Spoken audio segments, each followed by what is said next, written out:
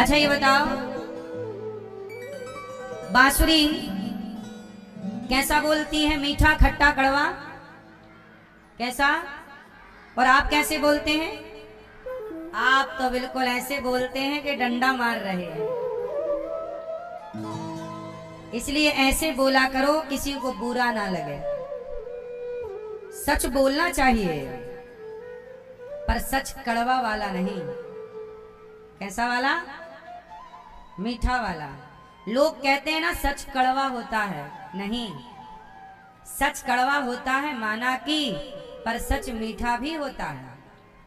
बोलने का तरीका हो, जैसे आप किसी अंधे को कहो, ए अंधे यहां आओ, तो ये सच तो है, अंधे को अंधा, पर कड़वा सच है।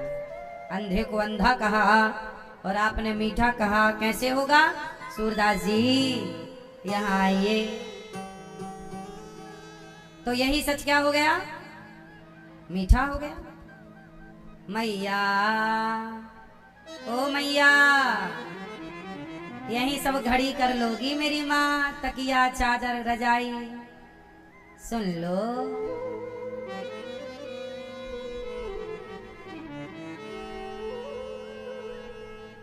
देखो देखो चल रही है वीडियो, हरी बहन की बन गई वीडियो। अब सुन लो कथा। बैठो, आज के जमाने में सबको वीडियो फोटो ही बनानी है बस। मैया सुन रही हो ना माँ? सुनो, बांसुरी कैसे बोलती है? मीठा। और आप कैसे बोलते हैं? आप भी थोड़ा मीठा बोला करो, बांसुरी की तरह मधुर। भगवान कहते हैं जो मीठा बोलता है, जो अपनी, देखो 3 चीजें होती हैं, मनसा वाचा कर्मणा, मनसा वाचा कर्मणा। बोलो, मनसा वाचा कर्मणा। तीनों का मतलब क्या है? मनसा मतलब मन से, वाचा मतलब वाणी से, कर्मणा मतलब कर्म से। मन से, वाणी, कर्म से किसी का दिल नहीं दुखाना चाहिए। किसी प्रकार से किसी का दिल ना दुखाओ। वाणी ऐसी ना बोलो कि दिल दुख जाए। सोचो किसी के बारे में, ऐसा मत के पाप लगे, ऐसा कार्य मत करो कि गलत हो। आज भगवान ने गोपियों से कहा कि बांसुरी की तरह जो मीठा बोलेगा, जिसकी वाणी में कंट्रोल है, मैं उसको अपने अधरों से लगाता हूँ, अर्थात बांसुरी को अधरों से लगाए। इसलिए मैया मीठी वाणी बोल के मैंने, वाणी कैसी हो? कड़वा ना बोला करो, चुप रहा करो। शब्दों में बड़ी जान होती है, शब्द संभाल के बोलिए, शब्द के हाथ न पाँव। एक शब्द औषधि करें, एक शब्द करे घाव। शब्दों से कई बार लोग विचलित हो जाते हैं। क्यों मैया? ऐसे कई बार आप ऐसा बोल देते हो, सामने वाला परेशान हो जाता है। कहते हैं भर जाते हैं वो घाव जो बनते हैं गोली से, वो घाव नहीं भरते जो बनते हैं कड़वी। गोली के घाव भर जाते हैं, पर बोली के घाव, इसलिए गोली ज्यादा खतरनाक है कि बोली। क्या? गोली के बोली। इसलिए मैया बोली ऐसी बोलिए, मन का आपा खोए, और हमको शीतल करे, आपा हूँ शीतल होए। कागा का को धन हरे, कोयल का को दे, मीठा बचन सुनाय के जग अपनो कर ले। कौआ किसी के घर चोरी नहीं करता, पर उसका काव काव कोई नहीं सुनता। कोयल किसी को पैसा नहीं देती, पर कोयल की कू कू सब सुनते हैं। इसलिए वाणी है तो सब कुछ है। इसलिए अच्छे बोला करो, यहीं से रिश्ते बनते हैं। और यहीं से रिश्ते, अच्छे बोलोगे तो रिश्ते बनेंगे, और गलत बोलोगे तो रिश्ते।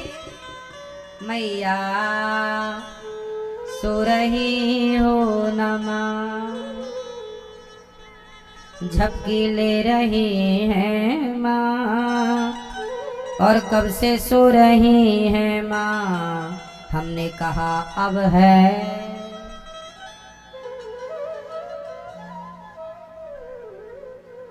बात समझ में आई?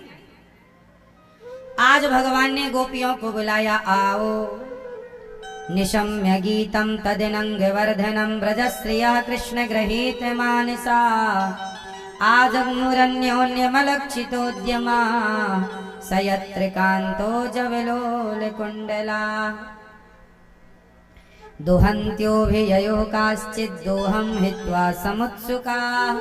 आज भगवान ने गोपियों को बुलाया, बांसुरी बजा के रास रचाने का जी कर रहा है। भगवान पिता रात्रि शरद पूर्णिमा की रात आ गई, बांसुरी बजाई, गोपियां काम कर रही थी, कोई गाय दो रही थी, कोई आंखों में काजल लगा रही, कोई लिमपंत्या, कोई लीप रही थी आंगन, कोई भोजन बना रही, कोई सास के पांव, कोई पति की सेवा कर रही। और जब कन्हैया ने बांसुरी बजाई तो गोपियां जिस काम को कर रही थी उस काम को वहीं स्थगित किया और दौड़ पड़ी भगवान से मिलने के लिए। गोपियां भगवान से मिलना चाहती हैं। क्यों? क्योंकि गोपियां भगवान से प्रेम करती हैं, इसलिए काम छोड़ दिया। क्योंकि काम तो कल भी हो जाएगा। काम तो आप कहते हो काम कर लें फिर कथा सुनेंगे, तो काम कभी पूरा ना होगा। कथा सुन लो, काम हो जाएगा। क्यों मैया? क्या काम ऐसा कोई दिन आएगा जब कोई काम ना हो? बोलो, कोई ना कोई काम है। एक आदमी समुद्र के किनारे बैठा, एक संत जी निकले। संत जी बोले, क्यों बैठा है? बोला कि मैं सोच रहा हूं कि समुद्र की लहरें बंद हों फिर मैं नहाऊं। संत जी बोले, पागल, ये समुद्र की लहरें कभी बंद ना होंगी, तुझे इन लहरों में घुसकर ही नहाना पड़ेगा। आप सोचते हैं ये काम हो जाए फिर कीर्तन करेंगे, कथा सुनेंगे, सत्संग करेंगे, लेकिन पता चलता है कि काम तो पूरे होते ही नहीं है। जैसे नहाना है तो लहरों में घुस के नहाना पड़ेगा, ऐसे काम के बीच में समय निकाल कर भगवत चर्चा सुननी पड़ेगी। जब तलक रहेगी जिंदगी, फुर्सत ना होगी काम से, कुछ समय ऐसा निकाल लो कि प्रेम कर लो श्याम से, राम से। समय होता नहीं है, निकालना पड़ता है। दादाजी आपके पास समय है कि नहीं? चश्मा वाले दादाजी, लाठी वाले दादाजी, आपके पास टाइम है कि नहीं? बिजी रहते हो घर पे? क्या काम करते हो? हैं? ताश खेलते हैं? हैं? अच्छा, बूढ़ों के पास भी आजकल टाइम नहीं है। क्यों है? बूढ़ों को क्या करना चाहिए? जल्दी सवेरे नींद खुल ही जाती है बुढ़ापे में, प्रभात फेरी निकालनी चाहिए, कीर्तन करना चाहिए, पूरे गांव की एक परिक्रमा लगा लो। प्रभात फेरियां बंद हो गई, बूढ़े बूढ़े सारे इकट्ठे हो जाओ, अपना एक्सपायरी डेट वाले, और अपना निकाल लो प्रभात फेरी। घूम लो गांव गली मोहल्ला, कृष्ण श्रीमन नारायण का कीर्तन, श्री कृष्ण गोविंद हरे मुरारे, कीर्तन लगा लो, परिक्रमा। प्रभात फेरी कहते हैं इसको। क्या बोलते हैं? आप लोग लगाते हो प्रभात फेरी? दादाजी प्रभात फेरी लगाते हैं? आवाज आ रही है आपको? कथा सुन रहे हैं, प्रभात फेरी लगाते हैं, प्रभात फेरी। अच्छा, घुटने जब सही थे सच बताओ तब लगाते थे। अभी देखो कैसे बहाने बना दे, घुटने अच्छा नहीं, बेकार। जब अच्छे थे तो मानो रोज लगाते थे।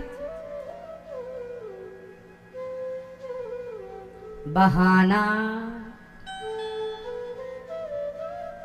बहाना 3 बार भोजन, भजन 1 बार, इसमें भी आते हैं विघ्न 1000।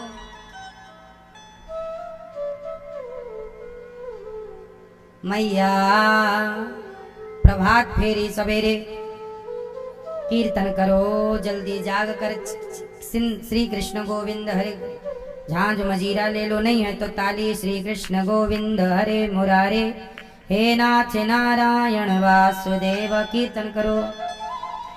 अब आजकल आप लोग क्या करते हैं, कलयुग में है ना, कलयुग में क्या है, हाँ, मंदिर सोना सोना रहेगा, भरी रहेंगी मधुशाला, पिता के संग भरी सभा में, नाचेगी घर की बाला, ऐसा कन्या दान पिता ही कन्या का धन खाएगा। रामचंद्र कह गए सिया से, ऐसा कलयुग। अब सुनो, आज के जमाने में जब शाम को आरती होती है ना मंदिरों में, तो मंदिर में इलेक्ट्रिक घंटा लग गए हैं। कौन सा घंटा लगा है, बटन दबाओ टन टन टन टन टन टन टन टन चलता रहता। क्यों?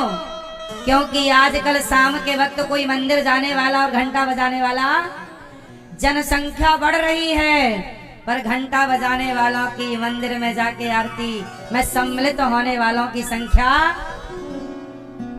आपकी गली में मंदिर है, आपके मोहल्ले में मंदिर है, वहां आरती के समय कोई नहीं जाता। जो जाते हैं हम उन्हें प्रणाम करते हैं। आप ठीक जाते रहते तो इलेक्ट्रिक घंटा लगाने की जरूरत। हाँ, कलयुग का लक्षण सुनो, मंदिर सोना सोना रहेगा, और भरा क्या रहेगा, भरी रहेंगी मधुशाला। मधुशाला समझते हो क्या? क्या है? दारू।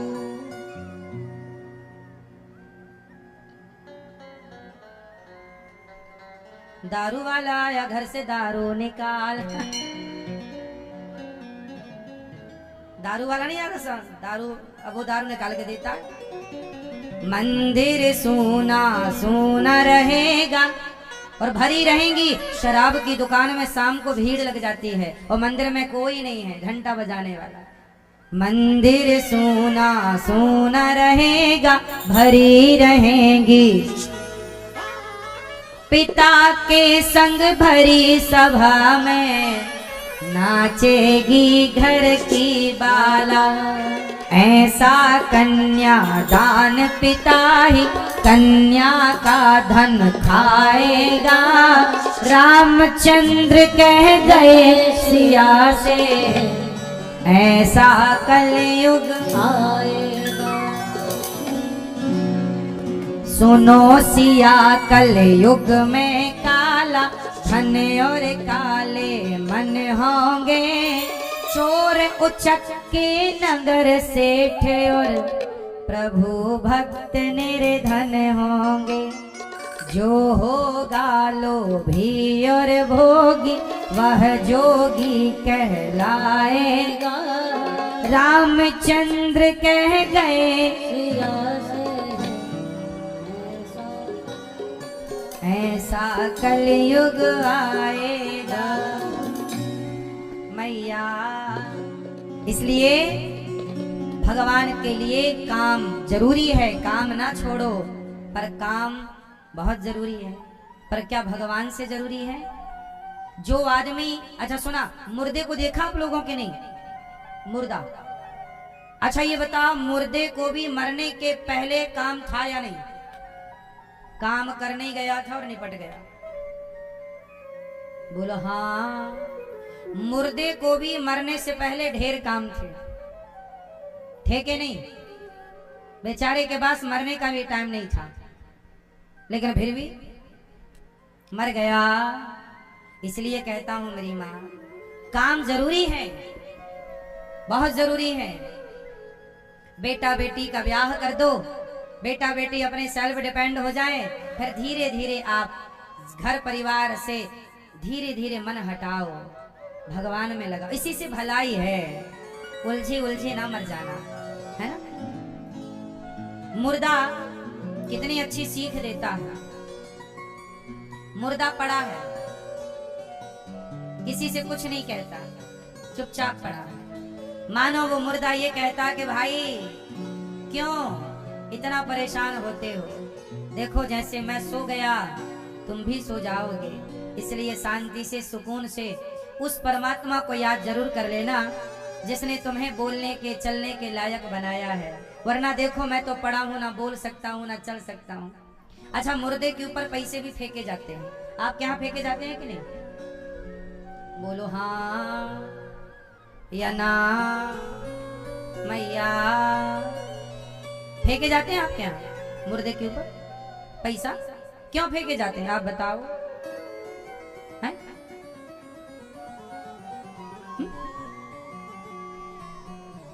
क्यों भैया मुर्दे के ऊपर पैसे आपके यहाँ फेंके जाते हैं? ये भैया हैं? नहीं, बड़े कंजूस हो।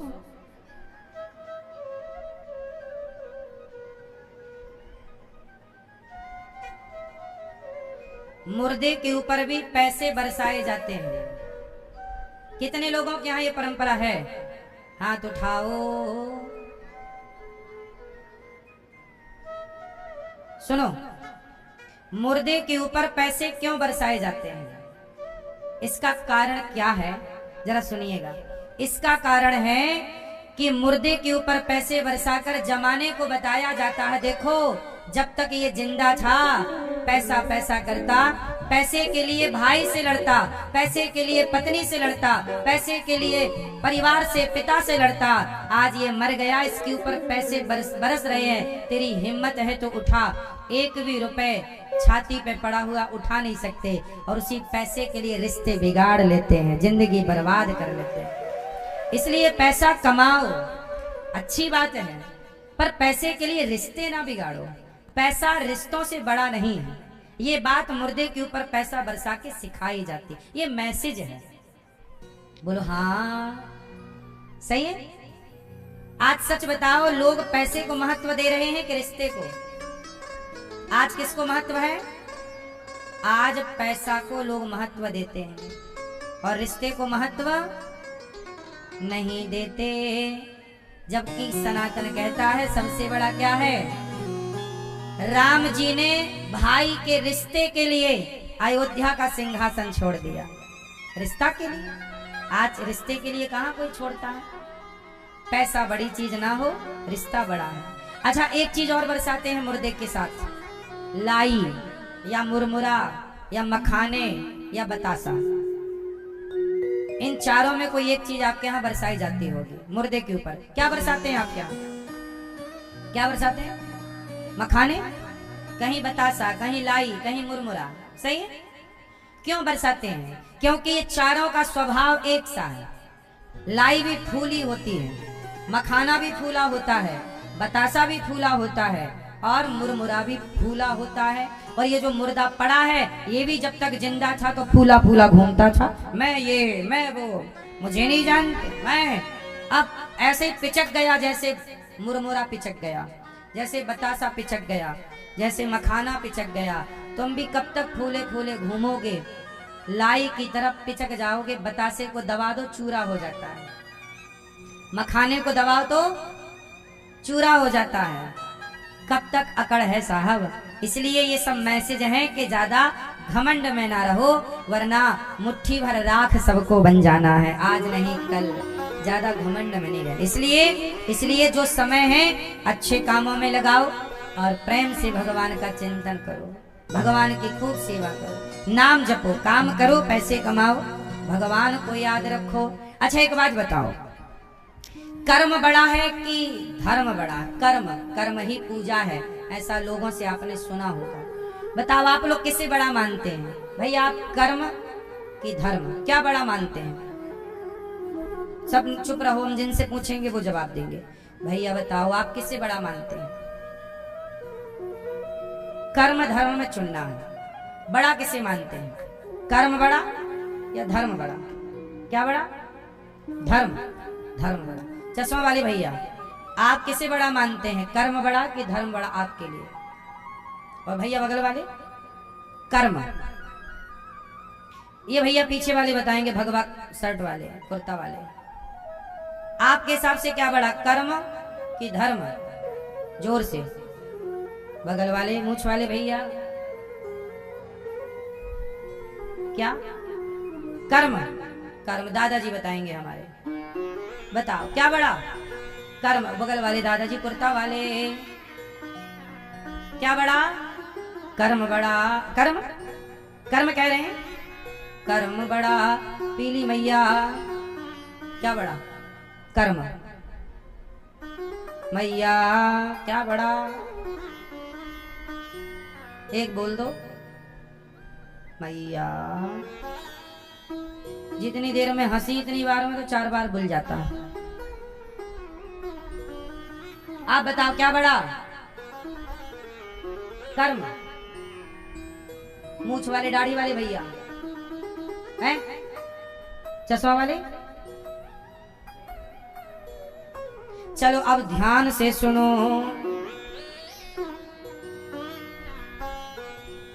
अब ध्यान से। कर्म बड़ा, कुछ कह रहे हैं कर्म बड़ा, कुछ कह रहे हैं धर्म बड़ा। अब निर्णय कर लें निर्णय। सुनो, कर्म बड़ा कि धर्म बड़ा? तो कर्म को कुछ लोगों ने कहा बड़ा है। तो सुनो, कर्म तो कसाई भी कर रहा है, दिन भर गाय बकरा काटता है, तो क्या कसाई का कर्म बड़ा है? चोर चोरी कर रहा है, वो कहता है मेरा यही कर्म है, तो क्या चोर का चोरी करना कर्म बड़ा है? रावण भी सीता मैया को चुरा के लाया, वो भी तो कर्म किया ही था। बोलो, अब बोल।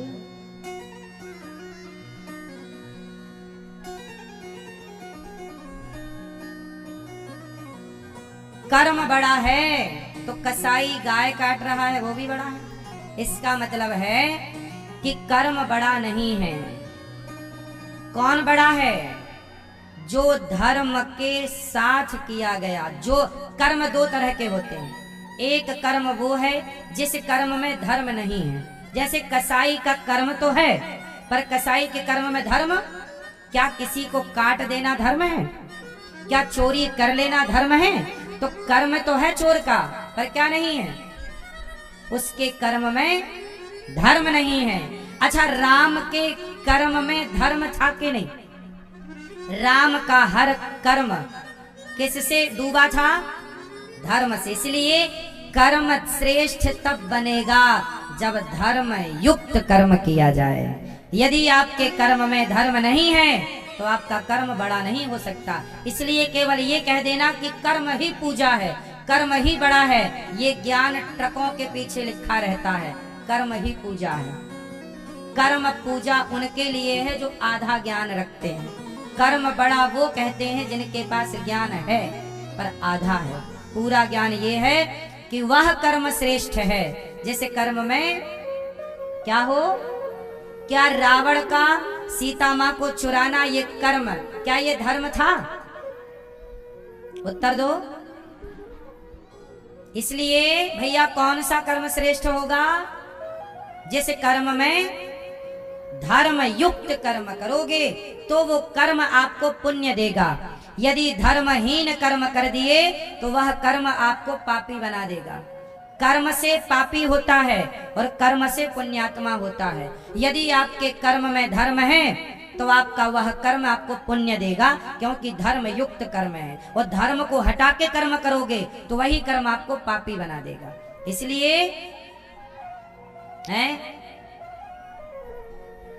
धर्म बड़ा है, धर्म युक्त कर्म। कौन सा कर्म? कर्म तब बड़ा बनेगा जब कर्म में क्या जुड़ेगा। चलो बताओ, जलेबी मीठी होती है कि नहीं? भैया बताएंगे। हैं? होती है? नहीं होती। जलेबी मीठी नहीं होती, चाशनी मीठी होती है। जलेबी को चाशनी में ना डुबाओ तो कैसे मीठी हो जाएगी बताओ। इसलिए जलेबी तब मीठी होगी जब चाशनी में डूबेगी। उसी प्रकार जब कर्म धर्म की चाशनी में डूबेगा तब वह कर्म श्रेष्ठ कर्म हो जाएगा। वरना आपका कर्म तो रावण ने भी किया, पर रावण के कर्मों के कारण पुतले जलाए जाते हैं। इसलिए वह कर्म ना करना जो धर्म से अलग हो। रावण के कर्म में धर्म नहीं था, ऐसा कर्म आपको नरक ले जाएगा। इसलिए कसाई के कर्म में धर्म नहीं है। अनिरुद्धाचार्य जो कर रहा है, बताओ, वृद्ध माओ के मैं पांव दबाता हूँ, वृद्ध माओ की सेवा करता हूँ, हजारों भक्तों को भोजन की सेवा, मेरे कर्म में धर्म है या नहीं? इसलिए आप भी वही कर्म करना। क्या माँ बाप को घर से निकाल देने का कर्म, क्या ये धर्म है? इसलिए वह कर्म करना दोस्तों जैसे कर्म में धर्म हो। इसलिए कहता हूं आप पहले ये जरूर छानबीन किया करो कि जो मैं कह रहा हूं, कर रहा हूं, उस कर्म से मुझे पाप मिलेगा या पुण्य मिलेगा, उसका विचार जरूर कर लीजिएगा। यदि आप कहते ना बिना विचारे जो करें, बिना विचारे जो करें सो पाछे पछताएं और काम बिगाड़े आपनो जग में होए।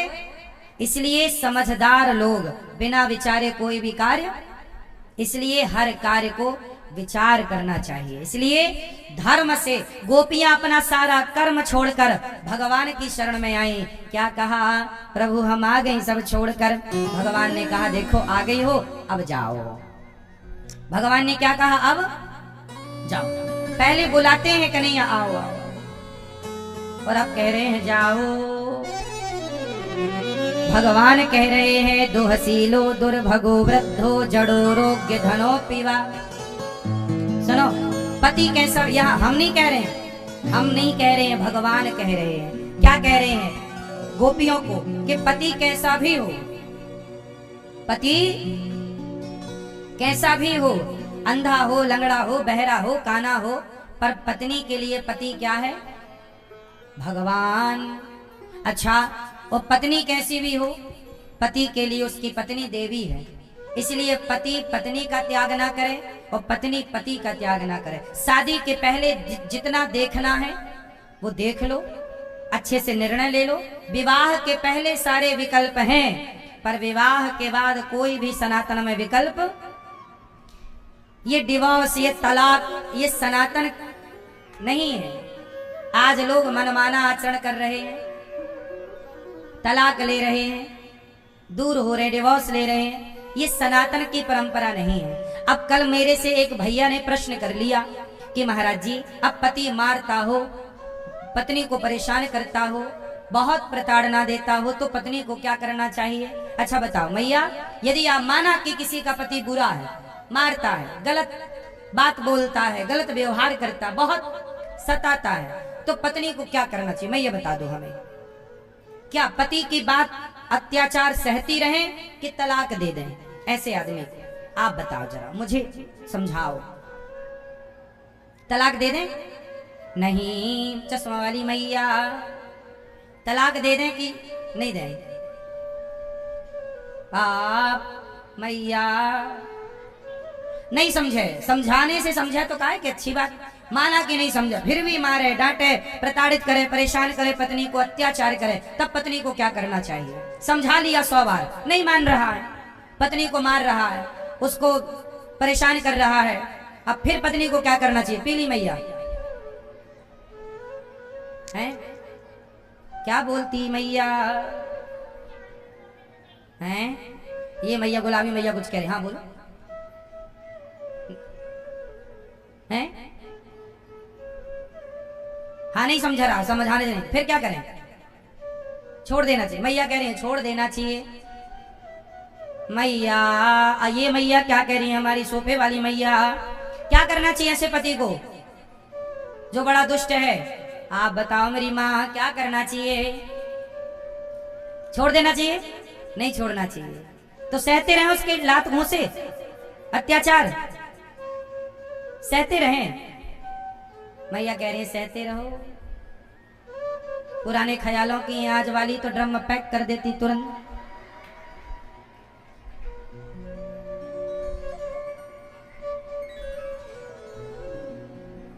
कौन बताइए? मैया बताएंगे, हमारी लाल मैया, सोफे में सबसे बुजुर्ग मैया हमारी यही दिख रही है यहाँ।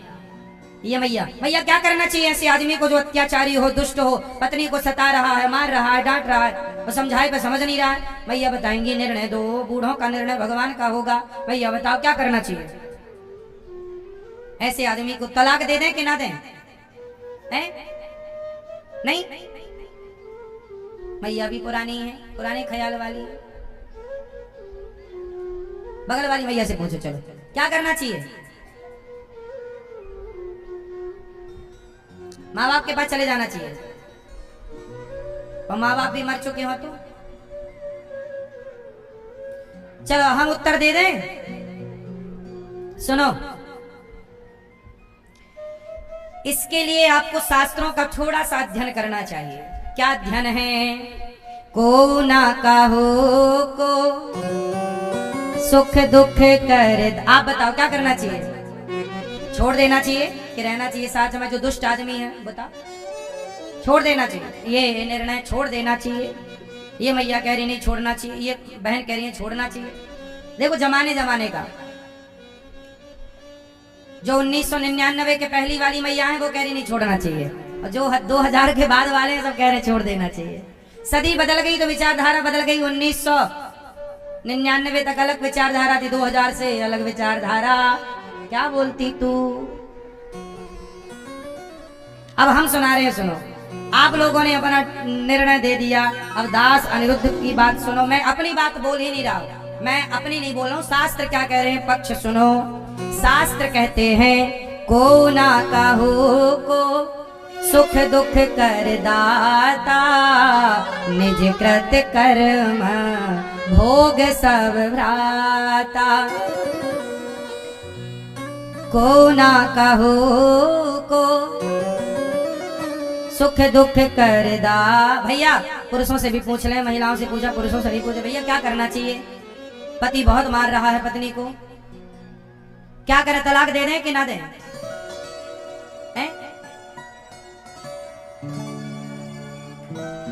ये भैया चश्मा वाले बताएंगे। भैया कह रहे हैं हमारी बात का कुछ मतलब ही निकलता, गोल गोल हो जाती है। चश्मा वाले भैया बताएंगे। सुनो, आओ क्लियर करते हैं, बहुत ध्यान से सुनिएगा। शास्त्र क्या कहते हैं? शास्त्र कहते हैं, ये भगवान यहाँ लिखा है, दोषीलो दुर्भगो वृद्धो जड़ो रोग्य धनो पिबा, पति कैसा भी हो। अच्छा एक बात बताओ, क्या सीता मैया को पता था कि मुझे वनवास जाना पड़ेगा? अच्छा राम जी ने वनवास भेज दिया, तो आज की सीता होती तो वो कह देती कि मैं ऐसे पति के संग क्या रहूं जिसने मुझे वनवास भेज दिया। आज की सीता होती तो क्या निर्णय होता, लेकिन तब की सीता।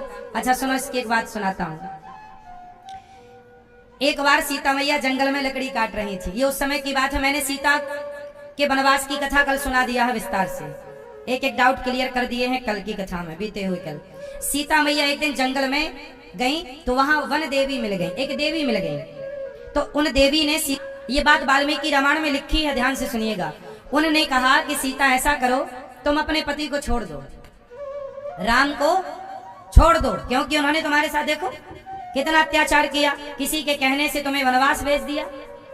पत्नी के साथ ऐसा थोड़ी करना चाहिए, किसी के कहने से वनवास भेज दिया। क्यों भेजा मैंने कल समझा दिया है आपको कथा में। आज एक देवी सीता माँ से कह रही हैं कि तुम अपने पति का त्याग कर दो और ऐसा पति अब तुम्हें कभी नहीं मांगना भगवान से। तब सीता मैया उन देवी की बात सुन के रोने लग गईं। कहा देवी क्यों रो रही हो? तब सीता माँ ने कहा कि हे वन देवी, हे देवी और हे देवताओं, हे विधाता, मेरी बात जो जो सुन रहा है, दिशाएं सुन रही हैं, हवाएं सुन रही हैं, प्रकृति सुन रही है, हे दिक्पालो, हे देवताओ, हे विधाता, मेरी बात जो जो सुन रहा है, आप मेरी बात के साक्षी बनो और जो मैं कह रही हूं ध्यान से सुनो। सीता जी बोली, हे देवताओ, हे देवियों, हर बार मुझे राम ही पति के रूप में चाहिए, मुझे राम के सिवा दूसरा कोई पति के रूप में। तो वन देवी ने कहा इन्होंने तो बड़ा अत्याचार किया।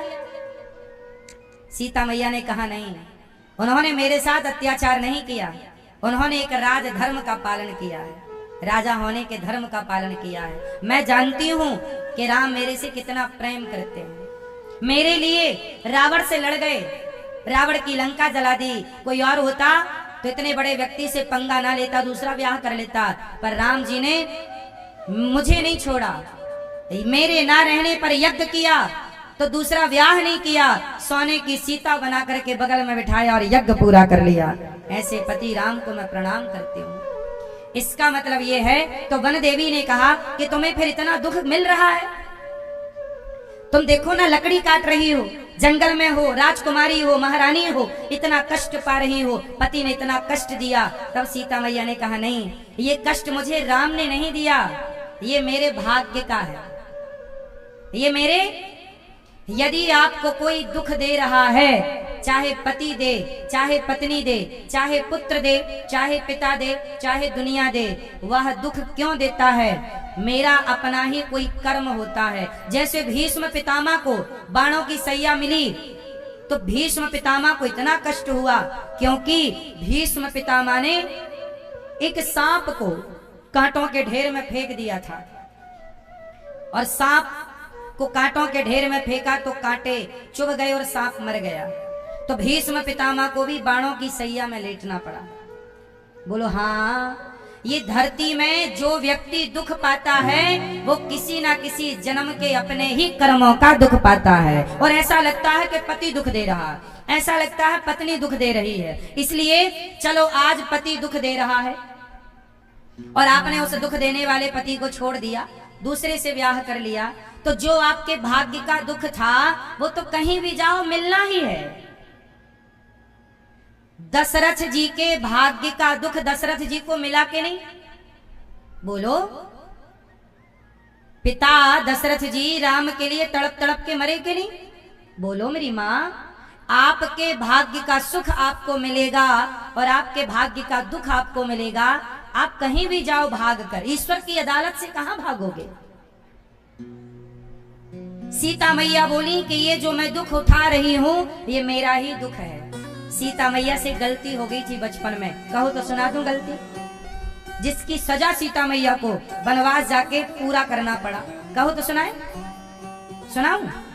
सीता मैया ने बचपन में गलती कर दी। क्या?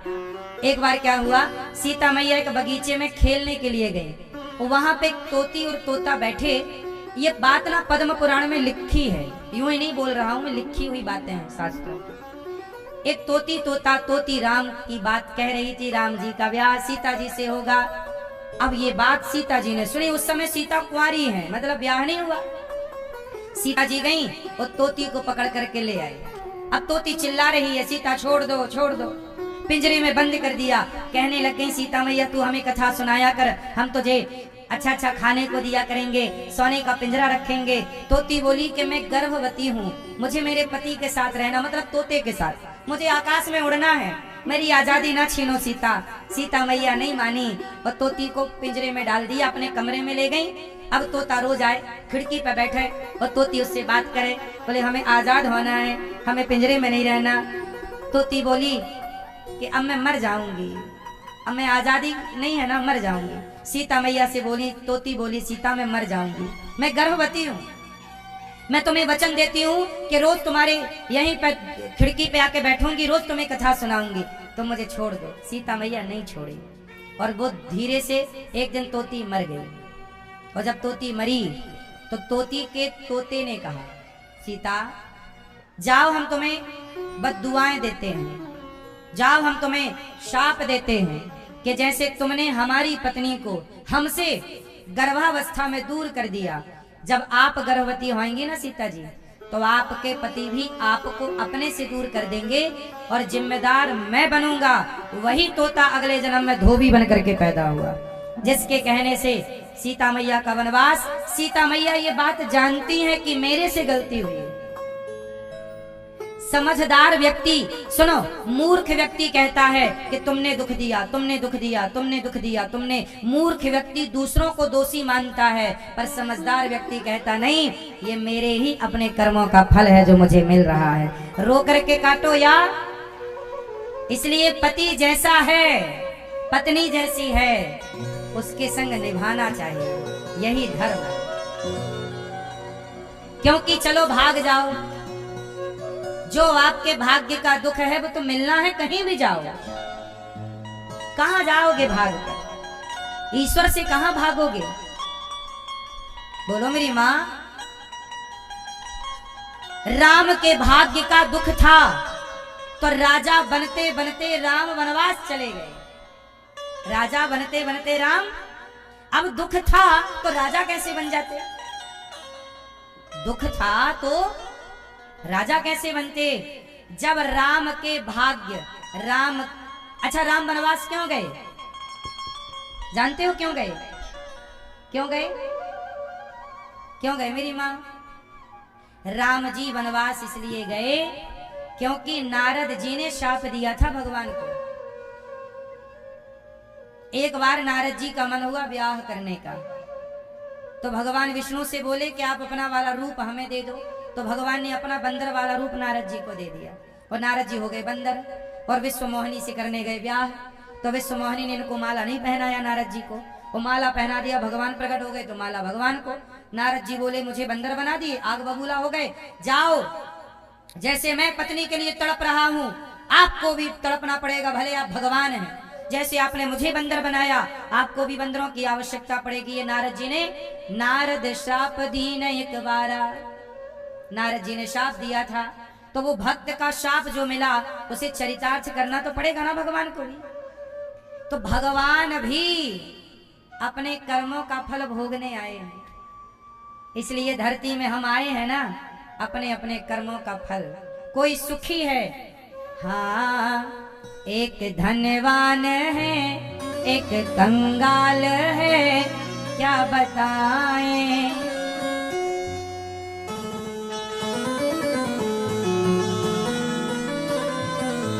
एक धनवान है, एक कंगाल है, क्या बताएं। अपनी करनी के फल सब पाए। एक धनवान है, एक धनवान है और एक कंगाल, दोनों की स्थिति अलग। क्यों? सब अपने अपने। कोई सुखी है,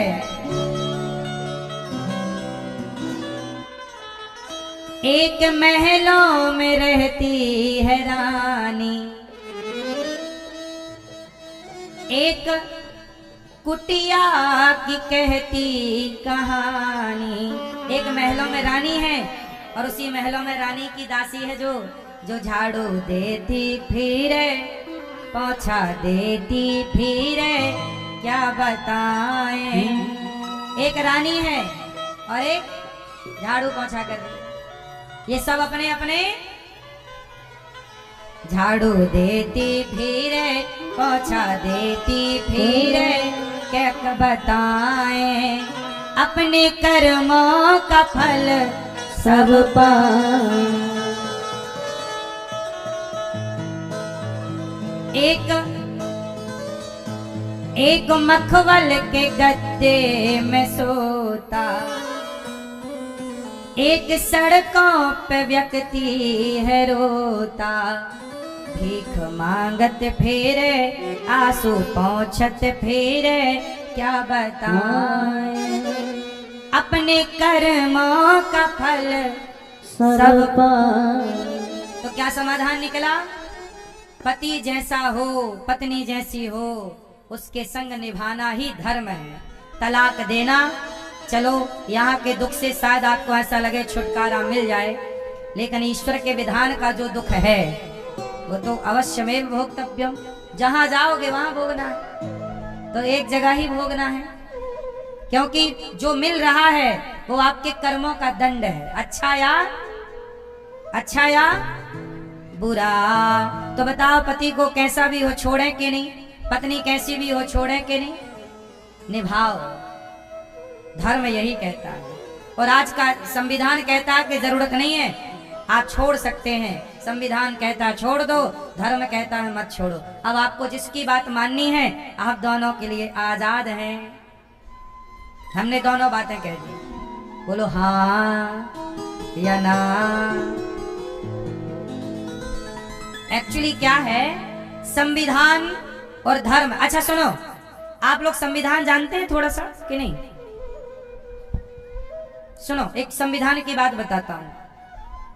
संविधान के अनुसार आजकल किसी आदमी का किसी स्त्री के संग चक्कर चल रहा हो तो पत्नी को अधिकार नहीं है कि वो पति को रोक सके। कोर्ट ने आदेश दे दिए हैं कि पत्नी के होते हुए भी आप किसी के संग, पड़ोसन के संग अपना चक्कर वक्कर चला सकते हैं। कोर्ट कहता है कि भाई मैं डंडा लेके खड़ा हो जाऊंगा और आपकी पत्नी कुछ नहीं कर पाएगी। संविधान के अनुसार आप किसी पत्नी के होते हुए पराई स्त्री और पति के होते हुए पराई पुरुष के संग चक्कर चला सकते हैं। लिव इन की इजाजत दे रहा है कि नहीं कानून? हाँ या ना?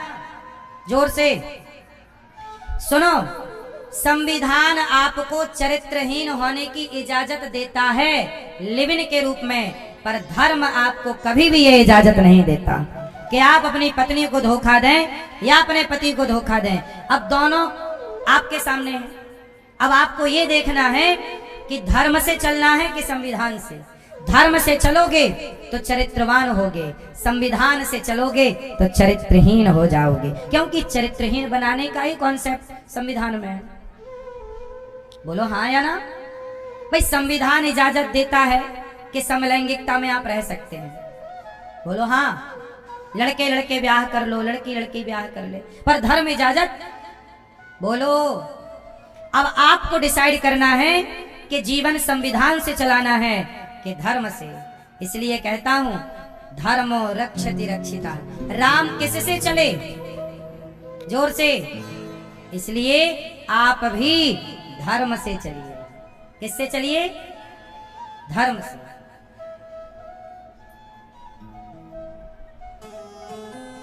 भगवान ने कहा पति कैसा भी हो जाओ सेवा करो। गोपियों ने कहा हमारे पति तो आप हैं। गोपियों के संग भगवान रास रचाने लग गए। अच्छा बताओ, सबके पति कौन है? मैया, सबके पति कौन है? कौन? तुम हो एक अगोचर,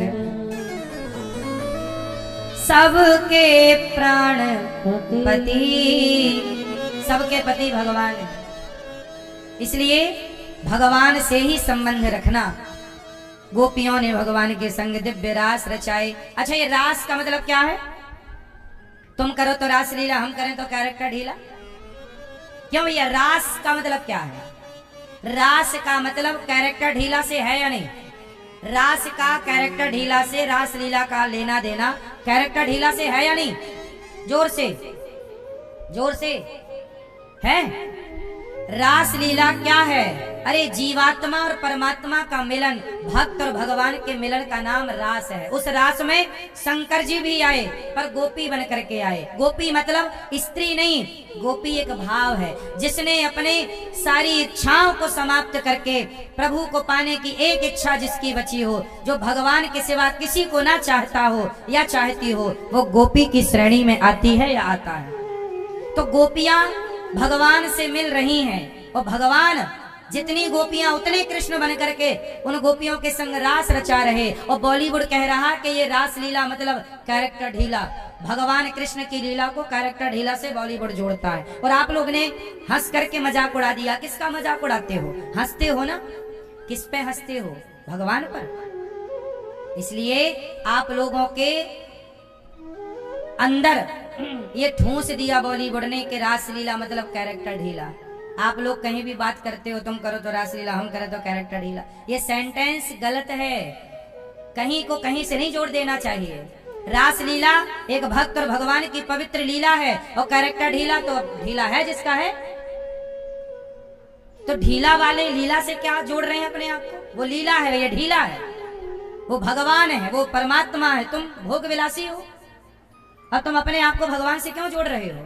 भगवान सुनो, इंसान इंसान है, भगवान भगवान। क्या इंसानों की बराबरी भगवान से हो सकती है?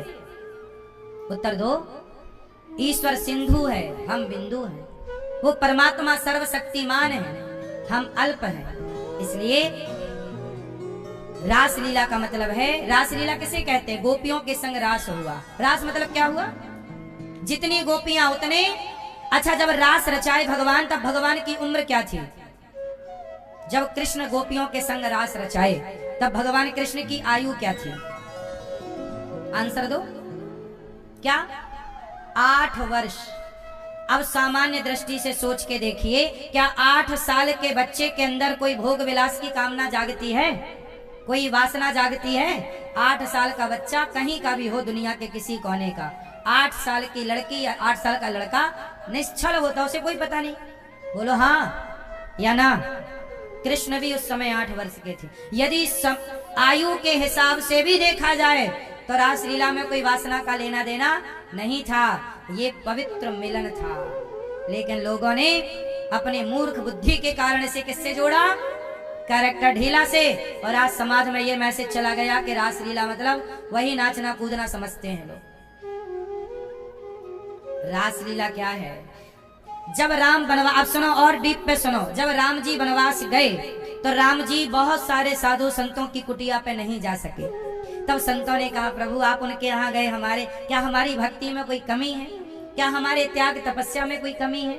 राम जी बोले, ना, आपके त्याग तपस्या भक्ति में कमी नहीं है, तो आप हमारी कुटिया पे क्यों नहीं आए? राम जी बोले, आप हजारों की मात्रा में साधु संत हो, सबके यहाँ जाना संभव नहीं है। मैं अगली बार द्वापर में जब कृष्ण बनकर आऊंगा, तब आप सब संत मेरी गोपी बनकर आना, मैं आप सबको मिलूंगा। उस मिलन का नाम रास है, जो त्रेता का मिलन बाकी था। गोपियां कौन है? वेद की ऋचाएं हैं, जन्म जन्म के साधु संत हैं, तपस्वी हैं। कोई हमारी और आपकी तरह भोगी विलासी कोई स्त्री या पुरुष थोड़ी है। अरे जरा सोचो ना, कामदेव को जला देने वाले शंकर जी उस रास में आए कि नहीं? शंकर जी क्या कह रहे हैं? हे प्रभु आप भी हमें इस रास में सम्मिलित कीजिए। जरा सोचिए, शिव जी की तीसरी आंख खुली, कौन जला? किसे जलाया? कामदेव। कामदेव को जला देने वाले शिव क्या कह रहे हैं? प्रभु अपने रास में सम्मिलित कर लो। अब बताओ, जिस रास में शिव आ रहे हो, क्या वो कोई भोग विलास की लीला रही होगी? क्या उस भोग विलास में शिव एंट्री कर रहे हैं? नहीं साहब, समझो, परमात्मा भगवान का नाम अकाम है। क्या नाम है भगवान का? एक, जिनके अंदर कोई काम नहीं, कामना नहीं। भगवान, हमारे अंदर कोई ना कोई कामना है, पर भगवान के अंदर कोई कामना नहीं। ये कामदेव, अच्छा बताओ, जिस कामदेव को शिवजी ने जलाया, वही कामदेव भगवान कृष्ण के बड़े पुत्र के रूप में प्रकट हुए कि नहीं? प्रद्युम्न कौन है? साक्षात कामदेव के अवतार। इनका विवाह रति से हुआ। सोचिए, काम के बाप हैं भगवान, काम के पिता हैं भगवान, और तुम कहते हो कि वो कैरेक्टर ढीला। बॉलीवुड क्या तुम्हें सिखाएगा? दिन रात बॉलीवुड गुटखा बेच रहा है, दाने दाने में केसर का दम। ये दिन रात दारू बेच रहे हैं बॉलीवुड के लोग। ये दिन रात सनातन के बेटा बेटियों को अश्लील बना रहे हैं। ये तुम्हें कौन सा पाठ पढ़ाएंगे? इसलिए आजकल जमाना किसका है? बॉलीवुड के लोगों को। बताओ, बॉलीवुड के लोग गुटखा बेच रहे हैं कि नहीं? दाने दाने में केसर का दम। शराब बेच रहे हैं कि नहीं? जुआ बेच रहे हैं कि नहीं? चरित्रहीन समाज को बना रहे हैं कि नहीं? अब ये इनका विरोध कोई नहीं करता, और हम कह दें कि लिबरल में मत रहो, तो लोग हमारा विरोध करते हैं। खुलेआम जो गलत है उसका विरोध कोई नहीं कर रही। कलयुग है, यहाँ बुराई का विरोध नहीं है, यहाँ अच्छाई का विरोध है। कलयुग है ना साहब। इसलिए बॉलीवुड ने सनातन को कितना नुकसान पहुंचाया है, सोचा है कभी? आज समाज में जातवाद, ब्राह्मण, ठाकुर, क्षत्रिय, वैश्य, शूद्र, ये जाति का जहर यदि घोला है तो मूवियां बना बना के बॉलीवुड ने घोला है। ठाकुर को ब्राह्मण से लड़ाया। एक पिक्चर बनती थी, उसमें ठाकुर सारे लोगों पे अत्याचार करता था। ठाकुर को ऐसा बना दिया विलन कि ये सारी जातियों पे अत्याचार करता। इसी से अन्य जातियों के अंदर क्षत्रियों के प्रति, ब्राह्मणों के प्रति, वैश्यों के प्रति क्या हो गई? घृणा पैदा कर दी, आपस में लड़ा दिया। जितना नुकसान अंग्रेजों ने, मुगलों ने 1000 साल में नहीं पहुंचाया, इतना नुकसान इस देश की संस्कृति को बॉलीवुड ने पहुंचा दिया। आज सामान्य आदमी, तुम्हारा पड़ोस में कोई आदमी है, वो शराब पी रहा है, क्यों? क्योंकि उसने गाना सुन रखा है कि मुझे पीने का शौक नहीं, पीता हूं गम भुलाने को। उसको लगता है कि गम जाता होगा तो पी लेता है, इस चक्कर में वो शराबी बन गया। गाना गा गा के शराब का प्रचार कर रहे हैं, कौन रोकने वाला है? इसलिए मेरी माँ, बॉलीवुड ने जो अच्छी पिक्चरें बनाई, समाज को आईना दिखाया, वो उनका मैं धन्यवाद देता हूँ, अच्छी चीजों का। और हर बुरी चीज का मैं बहिष्कार करता हूँ। जो गलत है मतलब गलत, और जो सही है, कुछ चीजें सही है मतलब सही। अभी केरला फाइल आई, वो मूवी समाज को जागरूक करने के लिए थी। अभी धुरंधर मूवी के द्वारा पाकिस्तान और भारत के प्रति बीच में क्या क्या घपला था, क्या क्या सही हो सकता था, उसके बारे में बिल्कुल रियल मूवी है, तो ठीक है, स्वागत है, अच्छी चीजों का वेलकम। पर गलत चीज जो है वो गलत है, उन्हें गलत को गलत कहो और सही को।